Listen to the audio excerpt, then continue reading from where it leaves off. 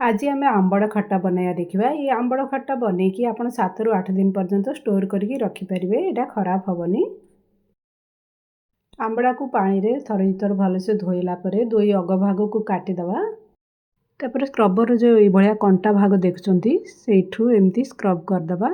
चुपा काढ़ानी just एमती cut लगेदेवा।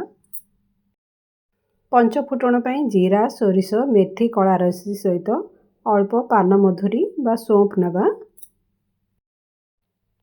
तेल गरम होला परे पंच फुटण को पकेदेवा।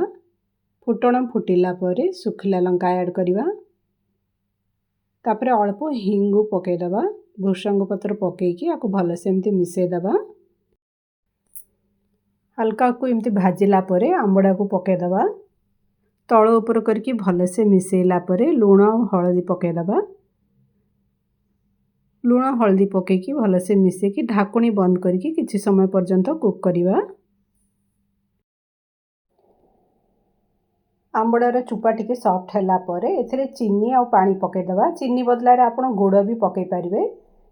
मिठारे ब्राउन चीनी पकेइची। चीनी आपण निज टेस्ट हिसाब रे पकेइबे। आंबड़ा जदि बेसी खट्टा थाए चीनी टिके अधिका परिमाण रे पकेइबे। पानी पकेइला परे ढाकुणी बंद करके आउ किछि समय आकु कुक करदेवा।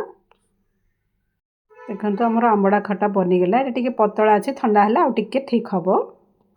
ए खट्टा को आपण फ्रिज रे 6 ରୁ 7 दिन पर्यंत स्टोर करी रखि परिबे।